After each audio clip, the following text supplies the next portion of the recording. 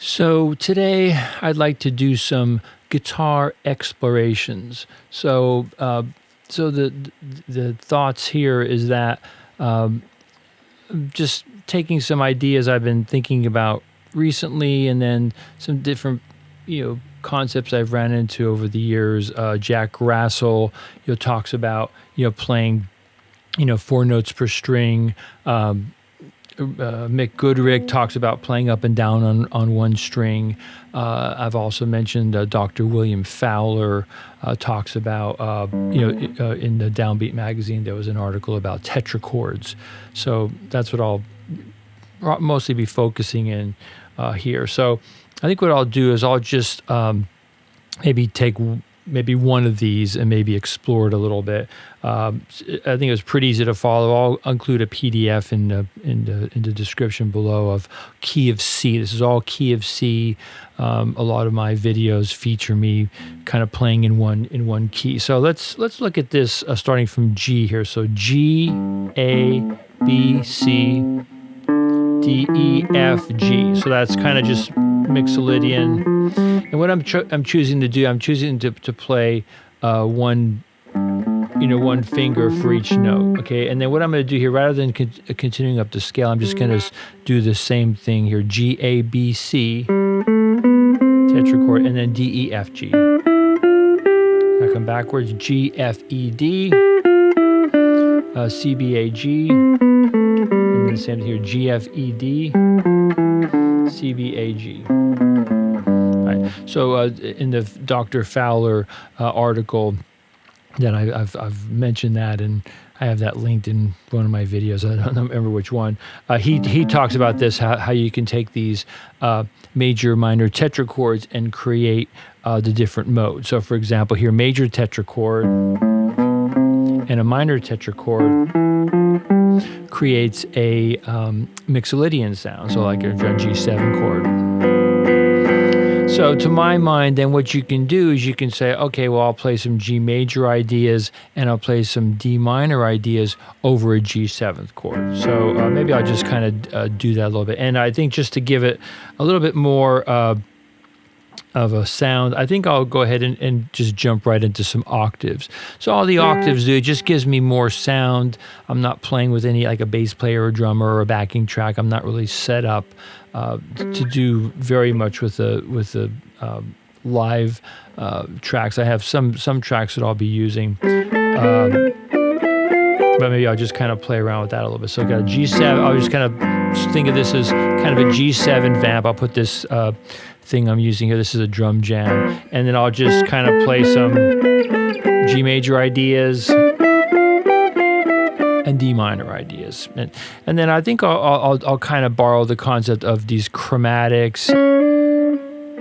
Yeah, I was just watching who was that guy from Holland, Jens Larsen. He was talking a lot about that, about doing these chromatics. So to my mind, as I'm playing through these, the beauty of the tetrachords, there's your good note, there's your notes, and then right in the middle are your chromatics. So this is something I've mentioned. Jimmy Bruno talked about this exact same thing. So you have 7 notes of a scale, and then you have 5 notes that are outside the scale, and they end up being like the flatted, the major pentatonic on the flatted 5th, D flat, E flat, F, A flat, B flat. So all those notes are outside the key. So if I'm playing, say,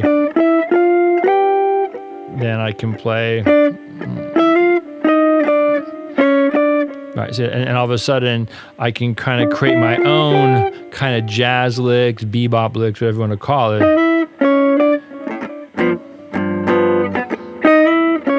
So I'm not really thinking, Charlie Parker, Wes Montgomery. I'm not really thinking anything, because I've listened to all those people, for decades. But here I'm just kind of just thinking, well, I know these notes will work. And then I'm just looking at visually or orally what's going to be on either side.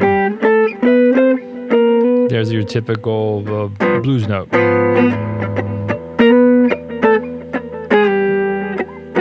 and just doing a chromatic in there. Okay, so I'll just kind of mess with this a little bit. G, A, B, C, D, E, F, G. So major, minor tetrachord, and I'll just kind of address this a G7 chord every now and then. So I'll just go with this drum jam here. This is the lucky. This is called Lucky Dip, and this just happens to be the default. I just kind of discovered this this default patch, 88 beats per minute. That's just a tempo that I feel is a good one. It's a little bit more relaxed, but it's not too slow like a ballad, like in around 60 beats per minute. Okay, here, let's just see what happens here.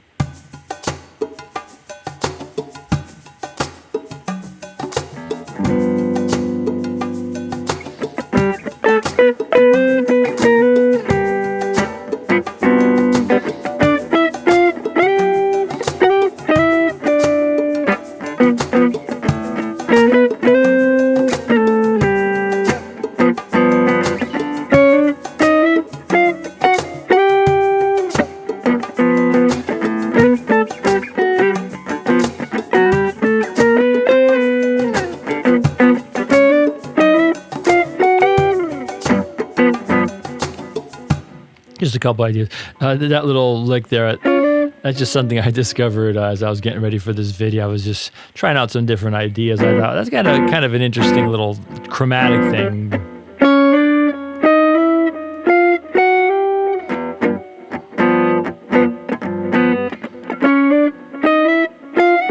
I was watching this guy, this piano player, and he was talking about Oscar Peterson playing the C-Jam Blues. So you can look that one up, C-Jam Blues, Oscar Peterson, and it's quite outstanding, very virtuosic playing. And he was talking about how Oscar Peterson was just, playing just diatonically, playing, it was, I guess, in the key of C. And so here's an example. I'm just, going up chromatically around the notes of the scale. All right, so let me see where I want to go next here. Yeah, so I'll talk a little bit more about, I'll go back to the idea of the 4-note per string scale. So I'm going to switch keys here. I'm going to go to the key of F. So this is something that I did years and years ago. I did a book called Guitar Visualizations, and I had all different kind of scale patterns, and some of the things that you'll see that I linked in my videos are from my book. So one of the things I put down was this 4-note per string scale, and I just decided to start in F because I thought, well, that would give me more of the fingering. So I'll go ahead and play through this. I'll do one finger per note. So you have a key of F has a B flat in it. So F, G, A, B flat, and then C, D, E, F. So once again, I'll use the term symmetrical fingering. So it's just a term that I came up with years ago, and just for myself. All that means is that I'm going to be playing the same fingering on adjacent strings. Now, usually I use it to mean that it's also on the same frets. So let's say if I was doing C Mixolydian, so C, D, E, F, G, A, B flat, C, D. So that would be kind of like a symmetrical fingering. So I guess I'll still call it a symmetrical fingering, even though typically when I've used it over the years, I've meant it to mean I'm playing the same fingering, same frets on adjacent strings. Okay, so you'll notice here that your major tetrachord, F, G, A, B flat, and then C, D, E, F. And that goes back to that William Fowler idea of a major scale is 2 major tetrachords. And then he makes the point that they're always, the ones that he does in the article, Dorian, Mixolydian, major, Dorian, Mixolydian, and I think he also does melodic minor, the tetrachords are separated by a whole step, F, G, A, B flat. So between B flat and C is a whole step. All right, so that's just... And I'll just point out here just briefly that I'm choosing to play one note per finger. That's just something I'm working with today. Certainly you can do different kinds of slides and bends and things like that. Okay, so then continuing up the scale, G, A, B flat, C, and then here D, E, F, G. Backwards, G, F, E, D. C, B flat, A, G. So that's essentially kind of G minor. or G Dorian.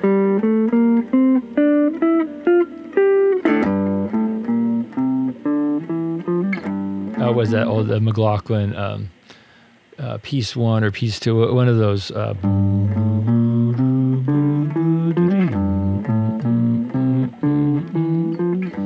Okay, so I'm calling these guitar explorations because I don't want to have to fit into some kind of mold.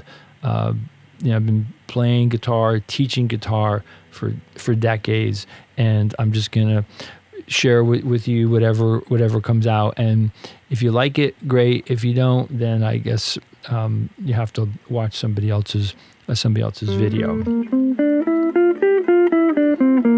Okay, so G minor. I'll just do kind of like a little G minor 7 vamp here, barring here, grabbing it with the thumb. Yeah, it's kind of typical. Yeah, Oye como va. A lot of songs have that sound. So I'll just kind of play this back and forth, and then I'll kind of go back to my. How about I'll do a little bit with single note playing, and then I'll also maybe play a little bit with some octaves and just kind of see what happens here. Once again, I don't like to script everything out. I have some different ideas I've been thinking about over the past day or so, a couple days, and now I'm just presenting whatever comes out. Okay, here it comes. This is just a drum jam here.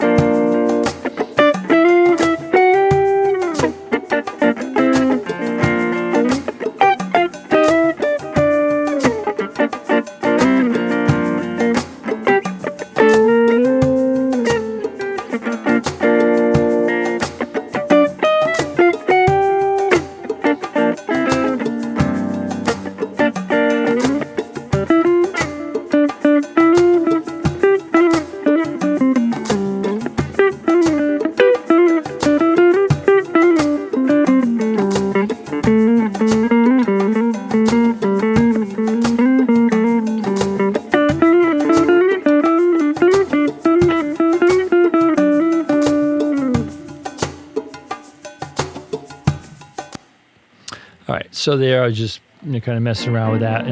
Dorian vamp. Obviously, if it had a looper set up, or just you find a good jam track, you can use some of these concepts. So then, the other thing I found really helpful with these tetrachords, especially if they're symmetrical, like or here. If you discover an idea that you like on one tetrachord, if you just transfer it over, it almost always sounds like they fit together. So what was the thing? I was doing something earlier. Now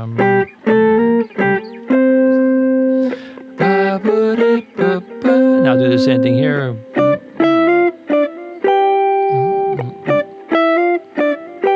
Okay, so try to imagine that over the...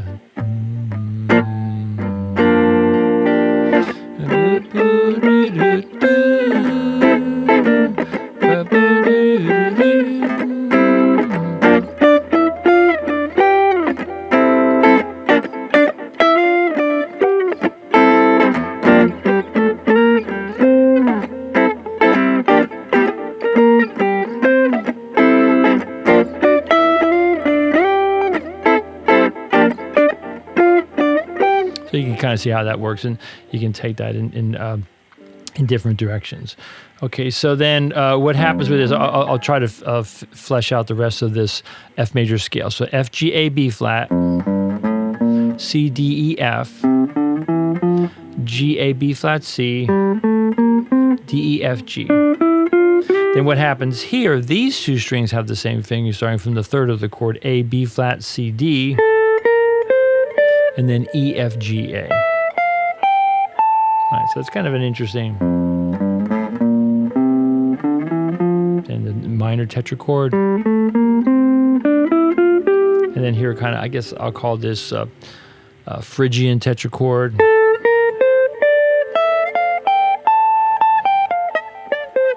Although it's Phrygian and it's also Locrian.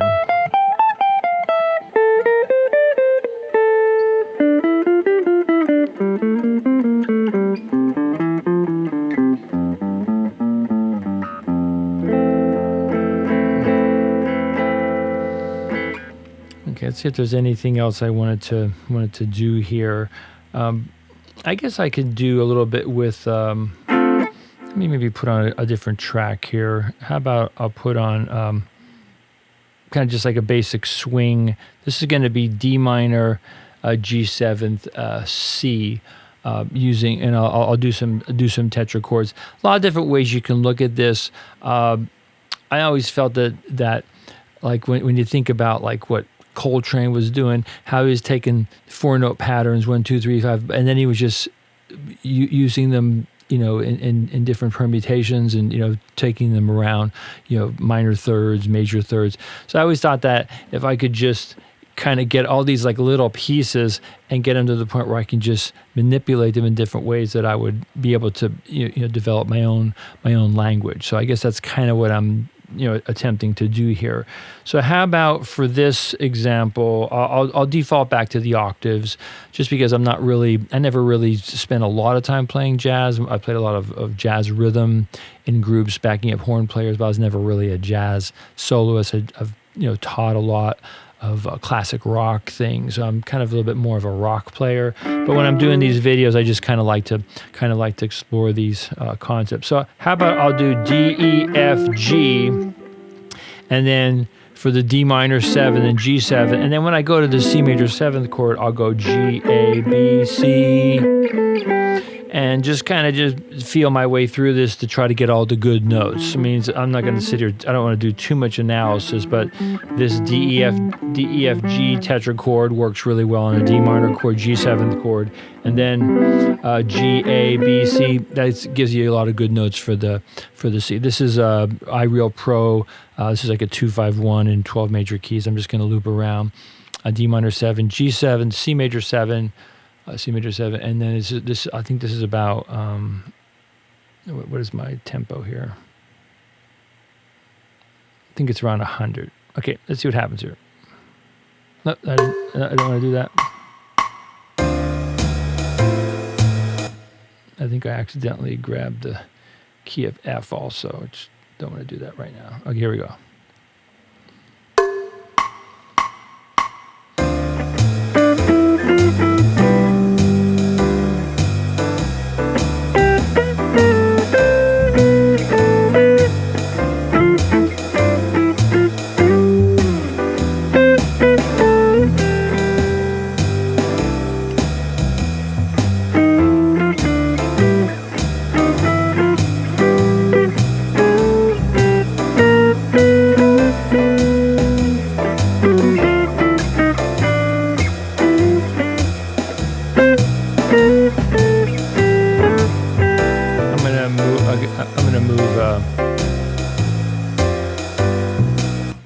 I'm going to move that across. Yeah, I was getting some good ideas there. Notice I was using that concept I was talking about earlier. So you have your tetrachords, by laying them out on one string, it's very clear then where your chromatic approaches.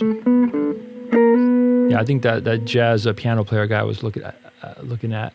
I can't think of his name. He's a really excellent player, and he was talking about Oscar Peterson doing and he was using the flat 7, and then as the approach to the end of the form. Okay, how about I'll go? How about so here's that D, E, F, G again. So for the 2 and the 5, and then what I'll do here, I'll go to E, F, G, A. Okay, so now I'll just talk about this F note here. So that's what sometimes called the avoid note. It's kind of dissonant, and I want to get off of that. Okay, so D, E, F, G for the 2 and 5 chord, and then E, F, G, A tetrachord for the major 7 chord. Let's see what happens here.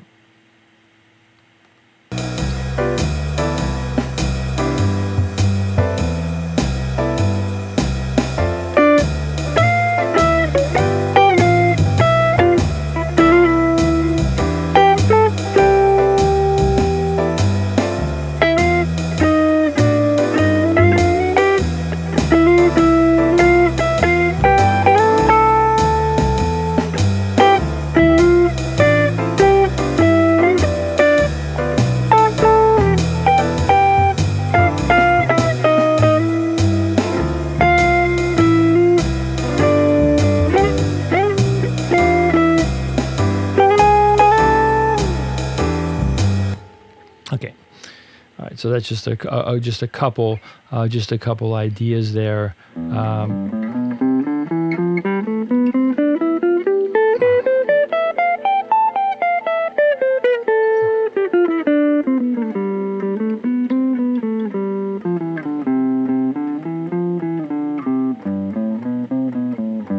Yeah, now the other thing I was thinking about was maybe going cycle 4. So like if I was going like, say, A minor 7, D7, G7, C major 7, F major 7, B minor 7 flat 5, E7, A minor, kind of like, what is that kind of like? It's sort of like Europa. It's kind of like Fly Me to the Moon. So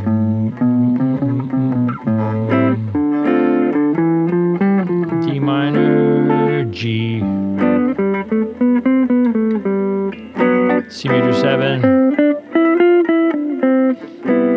Okay, now here I'm going to go to the F here. B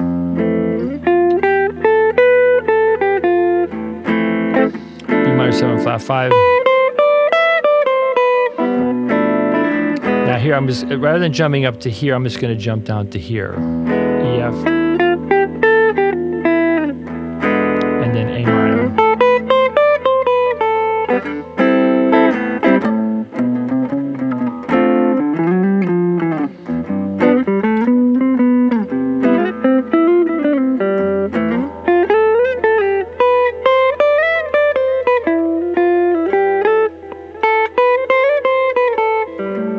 That would probably work a little bit better if I had a backing track set up.